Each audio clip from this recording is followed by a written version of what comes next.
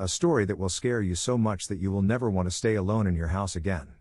This is a story written by a viewer from his perspective. I used to stay in a house with my sister. It's a 2-floor house, a mother-daughter house. Meaning it has 2 kitchens. My sister takes the downstairs, I take the upstairs. My sister isn't home a lot because she often stays with her boyfriend who lives 20 miles away.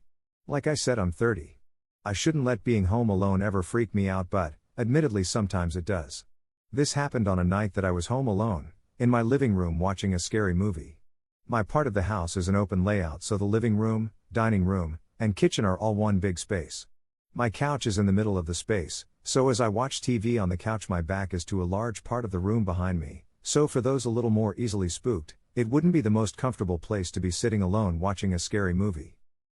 I'll admit, as I watched in the dark room with nothing but the light from the TV to cancel the darkness of the room, I found myself glancing over my shoulder a lot. I like to think I'm not the only 30-year-old male that does that, but anyway, after the movie I brushed my teeth, turned off all the lights in the house, then went to sleep. My sleep lasted for about 2 hours. I woke up around 1 a.m. and I wasn't sure why I woke up at first. Then I heard a voice. Downstairs it sounded like my sister. It sounded like she was inside the house. So it's not like she was calling for me to open the door, but still I knew it was my sister's voice. I didn't know what she was yelling up to me though, but I was still groggy and not thinking straight. All I could think was that she must have been calling for me or arguing with her boyfriend. So I got out of bed and went into the pitch black hall.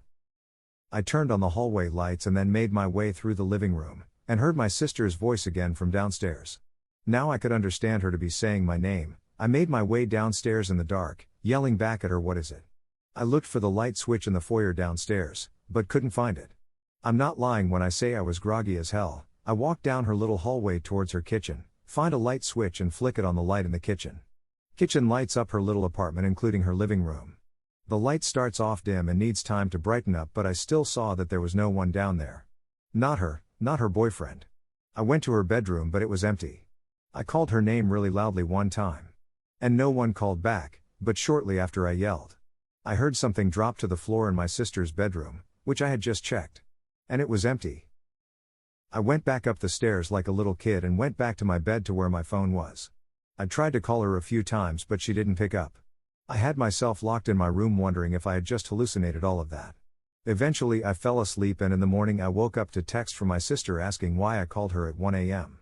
I asked her if she was home last night and she told me no, she was currently staying at her boyfriend's house.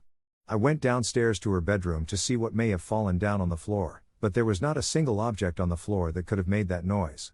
I'm led to believe I hallucinated everything I heard that night. But that's what I want to believe, because the alternative would be much more horrific, but I've never really hallucinated anything else or had any kind of sleep disorder, so how vividly I heard my sister's voice and that sound in her room really freaks me out till this day. What do you think might have happened? Let us know if you want to get your story featured next in the comment section, and follow Whisper Tales for more such stories.